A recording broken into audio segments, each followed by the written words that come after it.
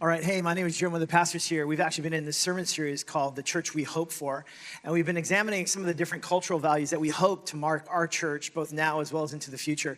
And what's interesting, it's been about 10 years since we started the first Hope Church in Astoria, and so we're celebrating really 10 years of Hope churches. Hope Midtown was the third church that was started, and it's just been an extraordinary ride, and I'll be talking about that in a little bit.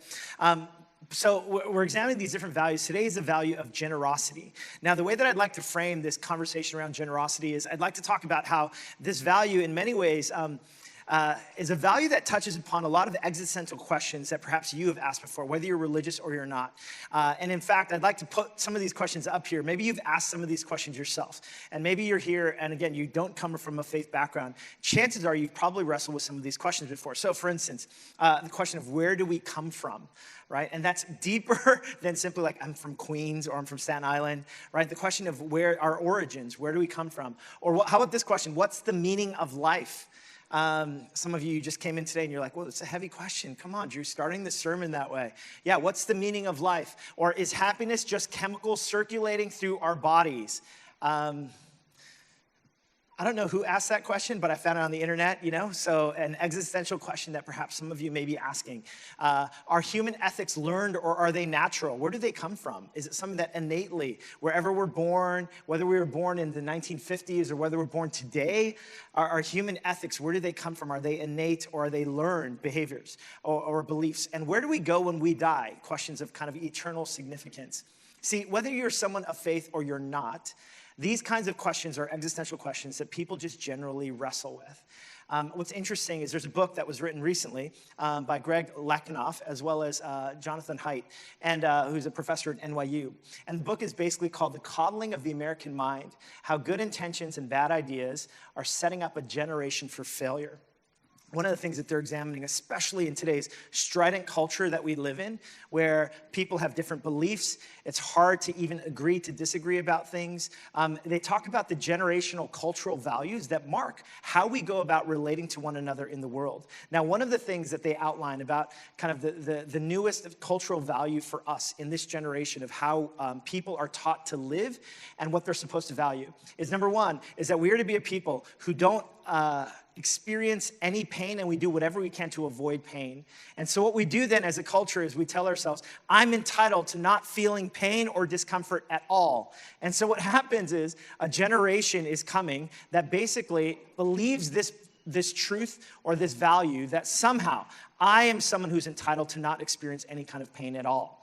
Now, as someone who's actually born of immigrant parents who went through a war in Korea, and someone who, kind of grew up in a city where racism and difficulty and challenge, I got to tell you something. The way that I'm raising my kids is definitely that they won't have any kind of pain, right? So like every part of me is just basically like, I don't want you to experience any kind of pain. I don't want you to experience what I've gone through.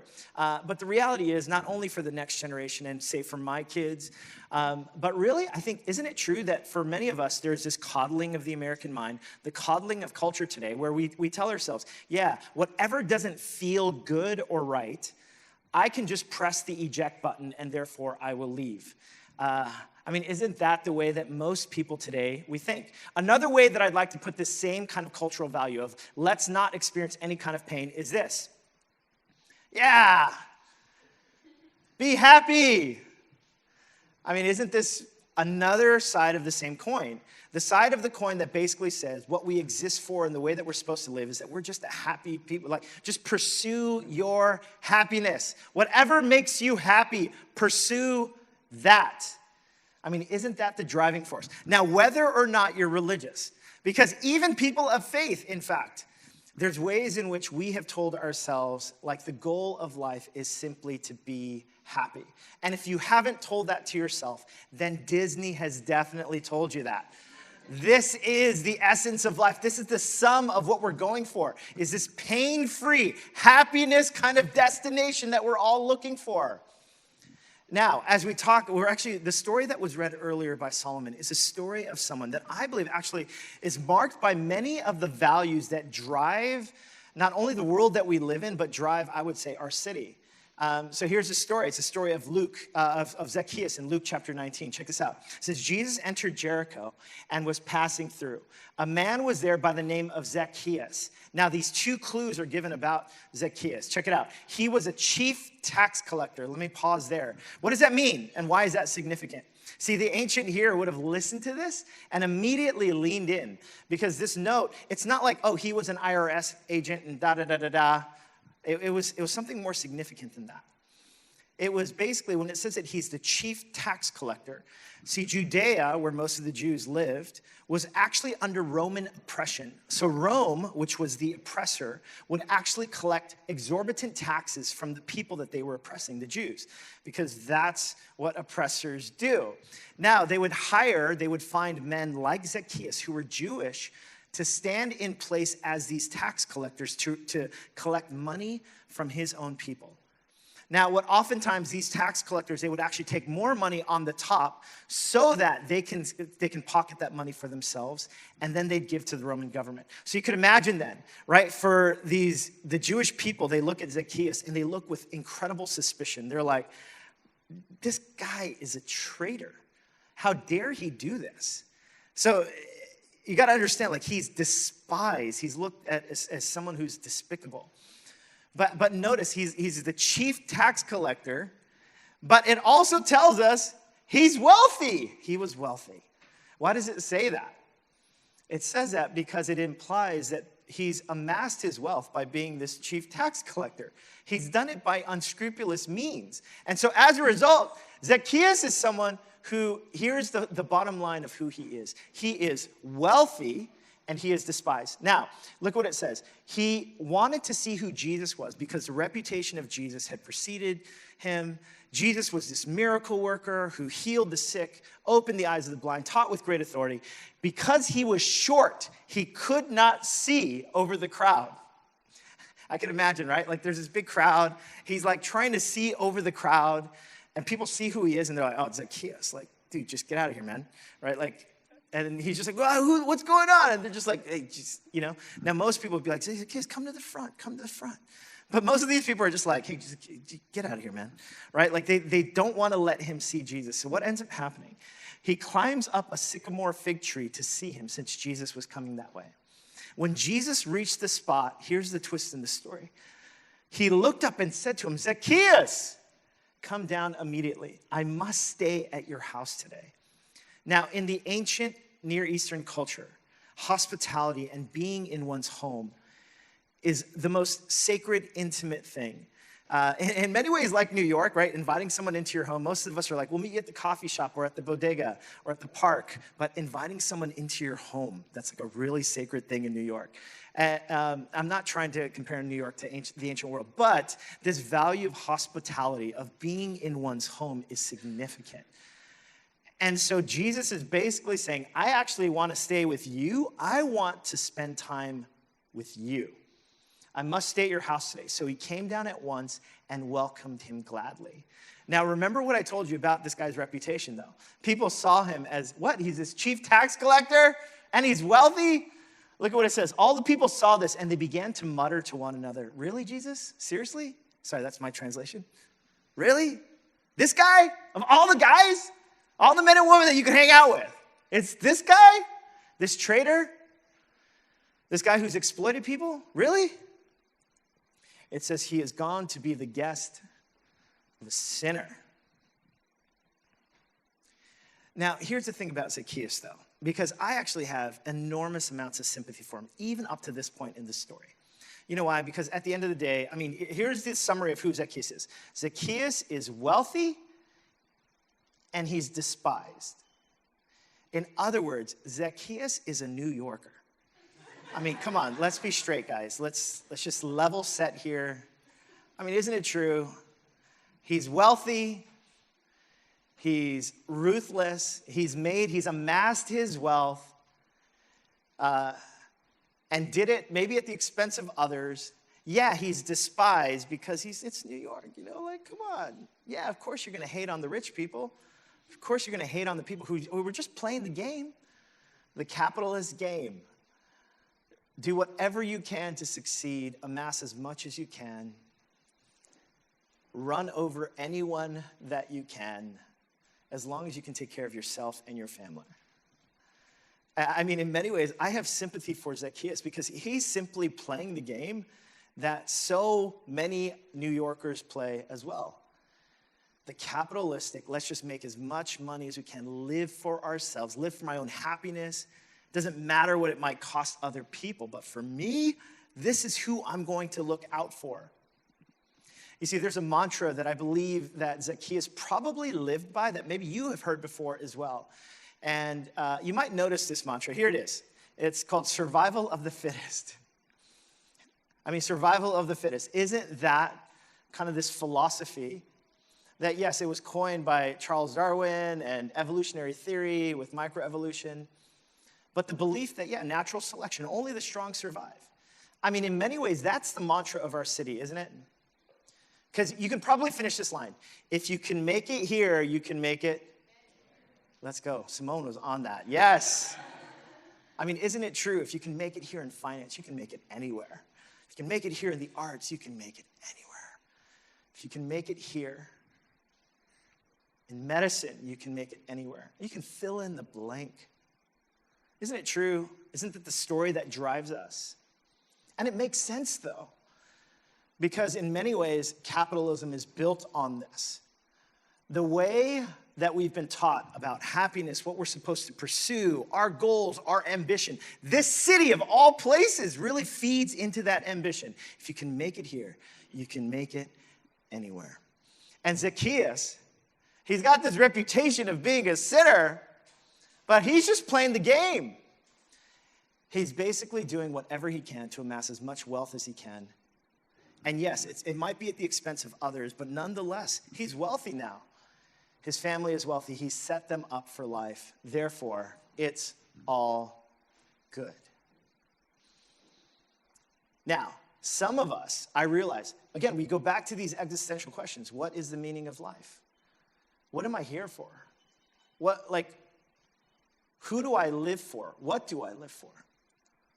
If many of us were to peel back the layers of what we live for, the stories that we've been told in culture and all around us, and even the stories that have been told in this city, so many of us, I know that I would admit that, yeah, like basically self-advancement, self-protection, self-promotion. Everything is focused on myself. Being happy, amassing as much as I can. And yes, I can sprinkle in some charity here on the side, but when it comes to the essence of what I live for, it really is for myself. And the question that I'd like to posit to you, whether you're religious or you're not, the question I'd like to posit to myself is there a better way than this? For someone like Zacchaeus, he's simply living the mantra of the modern man, the mantra of the modern woman, to live for oneself. And isn't that what most of us have been told?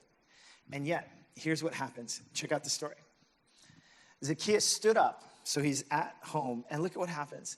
He said, "Look, Lord, here now, I give half of my possessions to the poor." Now, this is why this is so extraordinary.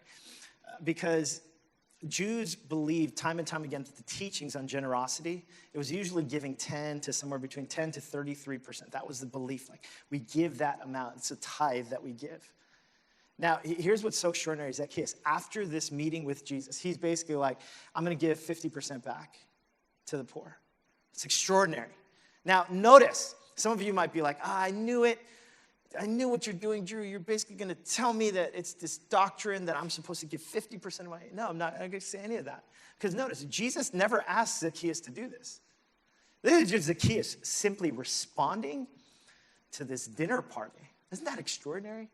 He makes this announcement. He basically says, 50%. I'm going to give half to the poor. Look at what he says. And if I've cheated anybody out of anything, which is what chief tax collectors were known to do, what will he do? I will pay back 4 times the amount. Now, that's extraordinary. In Numbers chapter 5, it talks about anyone who's been wronged get paid back 20%. And here, Zacchaeus is basically like, if I've wronged anybody, I'm going to give back 400%. It's huge. Now, look at Jesus' response. Jesus said to him, today, salvation has come to this house, because this man too is a son of Abraham. For the Son of Man came to seek and to save the lost. Now, there's a part of me when I read this passage, and I was kind of reflecting on it, and I was kind of like, Jesus, like, I know you're the Son of God, but I think you're too easily duped. Like, you're telling me after one dinner party, all of a sudden you're gonna be like, salvation has come to this house? Like, what gives you the audacity? I know swindlers like Zacchaeus, right? Like, as a New Yorker, Jesus, let me just give you some advice here, okay? Don't say salvation has come to this house. Don't say that so quickly, right? But the question is, why does he say that? How can he be aware? How can he be aware just after one encounter, one dinner party with Zacchaeus? How can he say with such audacity that salvation has come to this house? Why? It's because notice in Zacchaeus' response, it's really a response about money. See, and the reason why Jesus can say with utter conviction about salvation coming to this house, that somehow Zacchaeus has really been delivered, it's because at the end of the day, of all the things that Zacchaeus in that moment is willing to put down, he's basically saying like, yep, willing to give my money. And money is often the last thing that any of us are willing to give. Yes, we'll give our words, we'll give our time, we'll give our pleasantries, we'll give our positive reviews online, but to give cold, hard cash and to have faith actually impact us when it actually involves our money. See, that's when things get real. In fact, I mean, and I've done this before whenever we've talked about money at our church, right? There's this phrase, and you've probably heard this phrase, put your money where your... Well, only 3 people knew that. I know you all know what I'm talking about, though, right? Thanks, Gary, I loved, you said it the strongest. I really appreciate that. Yeah, put your money where your mouth is. Money is often the clearest indicator, then, of where our life is and what we value and what we care about. And see, the reason why Jesus can say with utter conviction, today salvation has definitely come to this house, is because here's Zacchaeus is, and he's basically like, I'm willing to put my money where my mouth is. I'm willing to say with utter conviction, this is where my money will go. It's going to change me. Why? Because for Zacchaeus, someone like Zacchaeus, his ambition had given him this sense that money was his everything, of course, because that's what's constantly mentioned. He's wealthy. He's a chief tax collector. Money is his life. And of course, it's when he's willing to actually surrender that. That's when Jesus is like, yep. I see it. I see it now. I see that this person's really serious about what it means to follow, to live for something or someone bigger than myself. And here's what this reveals. It reveals that grace, living a life not just for myself, not for my own family, not for my own self-protection, but living my life for others in a posture of generosity, where it impacts my money. Grace and generosity, that's the better way. Now, if you think about it, in the world that we live in, how many of us, what is the rationale for living with grace and with generosity? In fact, again, as a New Yorker, I will tell myself, there's no way I'm going to live that way. Why? Because people will take advantage of me. People are all in it for themselves as well. I mean, there are so many ways that we can rationalize why grace and generosity, why living with grace and generosity, not only with your words and your time, but even with your cold, hard cash, like living with generosity to give it away is a better way. Who in the world is speaking in these tones? Who in the world would ever espouse this? Is it your boss? Is it your coworkers? Is it the city that we live in? No way. And yet there's something about this encounter that Zacchaeus has that changes everything, where now he goes from living this self-centered life, this life that's focused on amassing for himself, this life that's essentially survival of the fittest. Only the strong survive. If you can make it here, you can make it anywhere. He goes from that, from fundamentally changing, and now living for something incredibly different. A life of grace and generosity, which is a better way. Now, here's the thing. Here's what's so fascinating about this. There's another passage in Scripture where Jesus has this encounter with another man. He's called the rich young ruler. Let's just say he's a young 20-something Manhattanite who works in finance. Sorry, no. Yeah, I thought that was clever. I just came up with it. I don't know. So, but there's a rich young ruler in the scriptures, and Jesus comes to him, and this man, he comes with such eagerness, and he's basically like, hey, Jesus, he doesn't say, hey, Jesus, but he says, Jesus, how can I inherit eternal life? And Jesus basically gives him a list of commands, and he's like, I've kept all these, and he says, one thing you lack.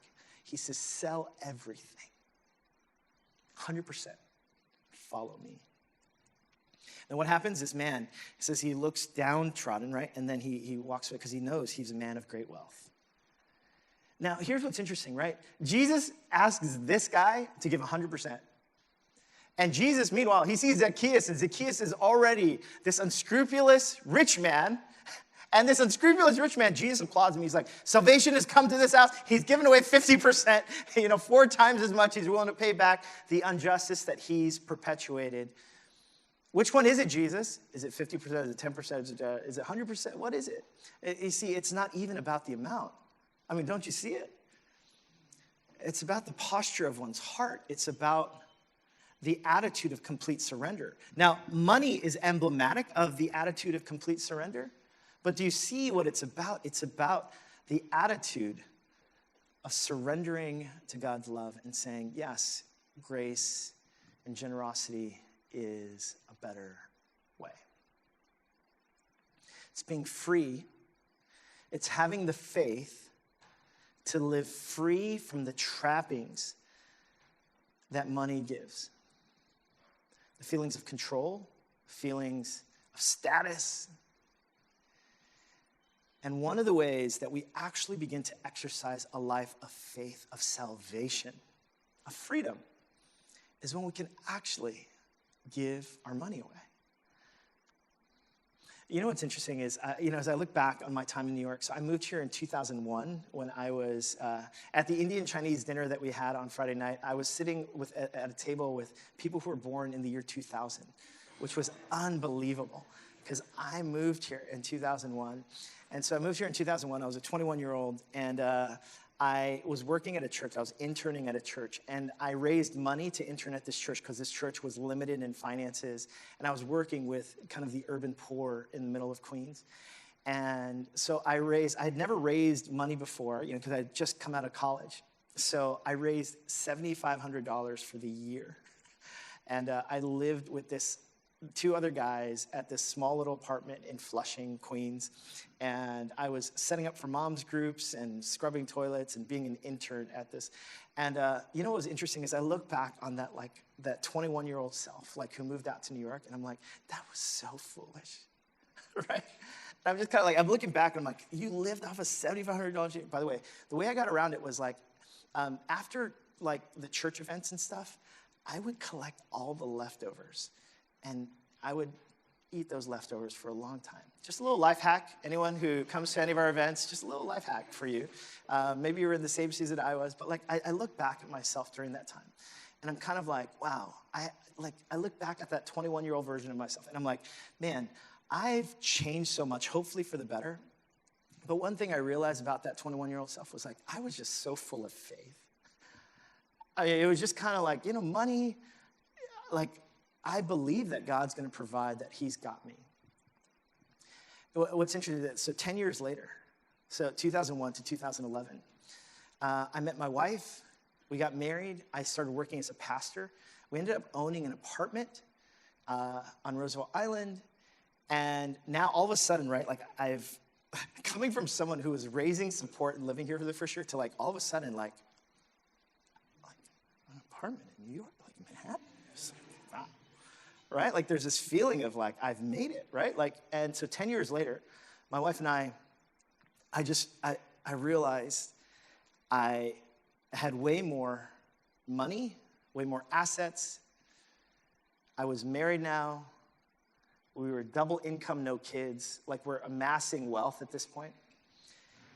And the story of the starting of Hope 10 years ago was really the story of the things that were keeping me at the church. One was prestige, because the church was becoming this well-known church in Queens, And the second thing was money, because every time I thought about leaving the church, I thought, like, what if I lose my job? Like, if I lose my job, I'm not sure how we're gonna make ends meet, because now we've got money, right? Like and I can't like disrupt this earning potential here. And how many of you know, and I've asked this question before, like you know that like money and prestige are bad reasons to be a pastor? Anyone ever told you that? Just want you to clue you in on something about this vocation. And so I left. And I remember I left, and it was difficult because here I was unemployed. I felt like I'd built on my resume for 10 years, but now all of a sudden I felt like I had nothing again. And I'm kind of like, wow, I'm unemployed. Yes, we have more assets, but in a weird way, what was so interesting about 10 years ago as I was reflecting on this sermon was like 10 years ago, it was an invitation for me again to live by faith. To believe that God truly is who he says he is. That money isn't everything. And what's interesting is like, for 10 years though, I like had been amassing more, and I realized like that same temptation, that same persuasion that somehow money, I'll never have enough, I'm not secure, there's no way I'd go back to living as a 21-year-old. Like, I realized there's a part of me that the older I get and the more money I amass and the more money that my wife and I amass and accumulate, the more assets that we possess, whatever it might be, the more what ends up happening, it's kind of just the human dilemma is like, I just end up trusting myself more. I trust what I have more. I trust my gifts more. And now, whereas when I was 21, I was living by faith. And then when I was 31, I was living by faith. Now that I'm 40-something, right? Like, I'm like, yeah, I'm done living by faith. I'm living by logic now, right? I'm living by, like, forget trying to make steps of faith with what God's given. Instead, I'd rather trust myself. And I'd rather protect my kids. And I want them to be really happy. Oh, do you see how the tentacles of the ways and the stories of the world continue to seep into not only my heart, but all of our hearts? And yet here, the story of Zacchaeus is showing us that the story of Zacchaeus and Jesus is that grace is a better way, that generosity is a better way, that living for your own story, it's too small a thing. Living for your own wealth, living for your own money, living for your own 401k, it's too small a thing. I mean, isn't it true? Like, what if this story was true, that the God of the universe really came, sent his son Jesus to live and die on a cross, resurrected from the grave, beat death itself. And this same God is the God who says, I am with you, I'll never forsake you. You can actually walk in faith and in fervor and trusting that you can give up something as small as money to follow me. I mean, what if that was true? And yet here's the reality of what Christians believe. We really believe that that's true, that the God of the universe invites us into this extraordinary existence in life, where something so small as money, as something that we actually can be free from and start living with passion and faith. But man, the tentacles of my own gifts, my own wisdom, my own assets, my own capacity, all those things come wrapping themselves around me, trying to pull me back in. And today, 20 years later, I confess, before God, I'm just like, God, I want more. I want to live with faith again.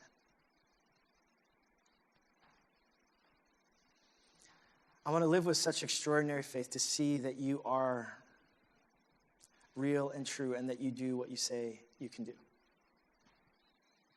That I can bring my nothing and you can do extraordinary things. I mean, isn't that the kind of life, whether you're a Christian or you're not, that all of us want to live? The kind of life that has gone all in with believing that God can do something extraordinary. The question for me and you is, will we put ourselves into a position where we say, God, you do something extraordinary. I trust that when I give of myself, you do something extraordinary. Now, here's the thing. Some of you are like, okay, Drew, that's great. It's fun hearing these stories and stuff, but at the end of the day, I didn't really come to a sermon basically telling me that this is what I have to do. But like I mentioned, did you notice Jesus, he doesn't tell Zacchaeus this is what you have to do. He never gives him that command. Something just happens to Zacchaeus. The question is, what happened? It wasn't like Zacchaeus, he listened to a sermon and all of a sudden like, oh my goodness, that sermon was amazing. Guys, everyone, 50% I'm willing to give to the poor. If that happens to you, by the way, that'd be awesome. And just let us know afterwards. It'd be very encouraging to see that a sermon had that impact, right? It's not like a small group meeting where it's just like, oh, wow, this small group changed my life. And da, da, da. It's not like he learned a doctrine like, he was reciting the Westminster Catechism, which I know came years later, but like somehow recited the Westminster, oh yes, the chief end of man is to glorify God and enjoy him forever. And like all of a sudden, like amazingly generous. That's not what happens. What happened to Zacchaeus? It was an encounter. It was an encounter with a person. Like he finally, face to face, in the flesh, he met Jesus. And it was this encounter with Jesus that changes everything. And maybe one of the reasons why some of us have never experienced the fullness of faith, the fullness of radical generosity, the fullness of not living just for yourself is because we haven't fully had the encounter. What kind of encounter is this? Like I mentioned, he's this short man who's in a tree. He's despised by others. And you know what's so interesting? It's that Jesus, he goes out of his way. Basically, Jesus is walking along, and he points to me. He basically says, Zacchaeus, get down from there. I'm going to be at your house today. And it's the most surprising, subversive moment. Like, what in the world is going on? Like, why did you choose this guy? Of all the people to choose, why him? And yet, this is who Jesus is, right? He goes to the unexpected people. And what happens is he has this encounter with them, and the encounter changes everything. It's the encounter where Jesus is basically, he's choosing Zacchaeus and saying, like, I see in you something extraordinary that I can do. It's kind of like, I was thinking about this example, and I was thinking about, when I was in middle school, there was this high schooler who I really looked up to. His name was Edwin, and he was really good at basketball. The kind of guy that when we're playing pickup, like this guy is dominating, and Edwin was basically the person who would constantly be winning, and if you're going and waiting for pickup games, you want to be on Edwin's team because he's going to stay on the court. And so Edwin, who was in high school, I remember one time, we were all together, and, of course, they're picking teams, and as this middle schooler, I always wanted to get on the court, but I was too small and short and slow and not very good. That was way too descriptive there. But so anyhow, so I'm this little middle schooler kind of waiting to get on the court and stuff. And one time Edwin was basically like, I got Drew. Right? And I was like, me? I said, yeah, come to my team. I was like,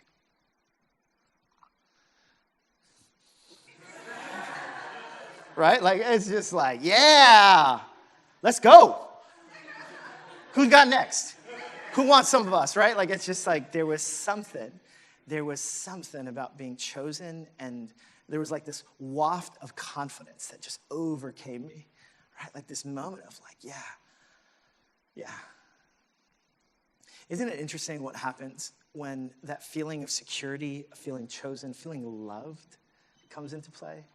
When Tina and I, when things are going well between us, right? If we're in the middle of a fight and stuff, and my kids are just basically, hey, can we have dessert? It's no, you're not having dessert. I grew up not having dessert every night, okay? You're not having dessert, right? But when things are going great between Tina and I, right? My kids are like, can we have dessert? It's yeah, do you want ice cream cookies? Do you want ice cream and cookies? Do you want it all? You take whatever you want. You guys, you're the most beautiful kids ever. Right? What happens whenever we're in a place of security and freedom and love, what happens, it just spills out. There's this generosity that's overflowing because we've had this encounter. See, it's not just that grace and generosity is a better way, it's that Jesus is the better way. Tim Keller says, Jesus goes up on a tree to die on a cross so that Zacchaeus can come down from the tree. It's when we've encountered this kind of grace, this kind of love, it changes everything. It takes even the human proclivities towards self-preservation, fill in the blank, and it transforms us into people who become generous, loving, kind, warm, caring for other people, kind of people.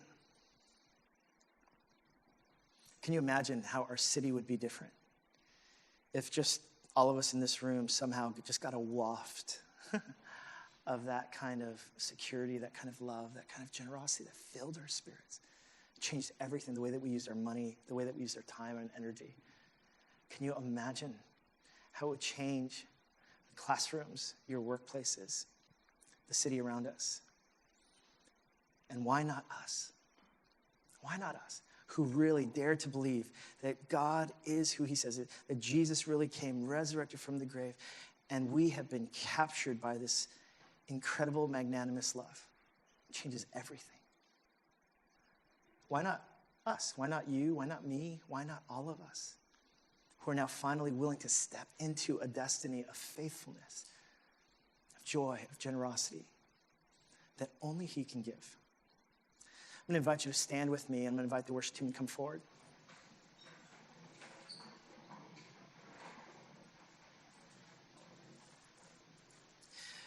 I want to talk to two different people here. First, I want to speak to first those of you who in this room, like you're like, that feels so amazing to be like that secure and like feel that loved and cherished and chosen.